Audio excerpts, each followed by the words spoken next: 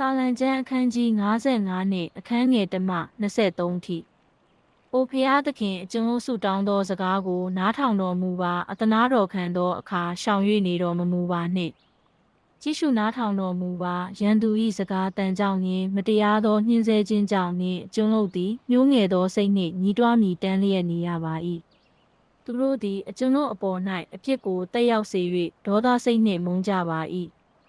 အကျွန်ုပ်နှလုံးသည်ကိုယ်ထဲမှတုန်လှုပ်၍တေဘေးကိုကြောက်အားကြီးပါ၏။ကြောက်ရွံ့တုန်လှုပ်ခြင်းသို့ရောက်၍အလွန်ထိတ်လန့်ခြင်း၌မွန်းလျက်ရှိရပါ၏။ငါသည်ချိုးငှက်ကဲ့သို့အတောင်ကိုရပါစေသောထိုသို့ရလျင်အခြားသို့ပြန်သွား၍ငြိမ်ဝှက်လျက်နေလိမ့်မည်။ဝေးစွာသွား၍တောမှနေရာကျလိမ့်မည်။ပြင်းစွာသောမိုင်းတက်မုန်တိုင်းနှင့်လွတ်ချင်းငှာအလင်းအမြန်ပြေးလိမ့်မည်ဟုအကျွန်ုပ်စိတ်ရှိပါ၏။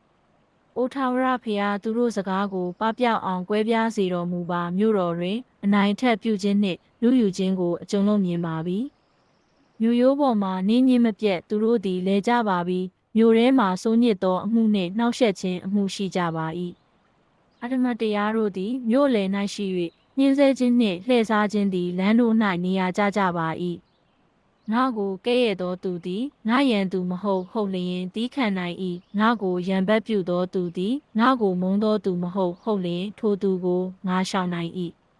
ထိုသို့ပြုသောသူသည်တင်ဖြစ်၏ငါနှင့်ပတ်သောသူငါမိတ်ဆွေငါအတိကျွမ်းဖြစ်၏အချင်းချင်းတာယာသောဆွေးနွေးတိုင်ပင်ခြင်းကိုပြုကြပြီးဖျားသခင်၏အိမ်တော်သို့လူစုအဝေးနှင့်အတူသွားကြပြီးသူတို့ကိုတိမ်မင်းမှန်းစည်းပါစေအသက်ရှင်လျက်မရနာနိုင်ငံသို့ဆင်းသက်ကြပါစေအကြောင်းမူကားဒုစရိုက်တို့သည်သူတို့နေရာတွင်သူတို့အထဲ၌ရှိကြငါမူကားဖျားသခင်ကိုပတ္ထနာပြု၍ထာဝရဖျားသည်ကယ်တင်တော်မူမည်ညဦးအချိန်နနက်အချိန်မွန်းတဲ့အချိန်တို့၌ငါသည်ညီးတွားမိတမ်း၍ငါ၏အတန်ကိုကြားတော်မူမည်ငါကိုစစ်တိုက်ကြစဉ်တွင်ငါအသက်ကိုရွေးနှုတ်ချမ်းသာပေးတော်မူမည်ငါဘက်၌နေသောသူအများရှိကြ၏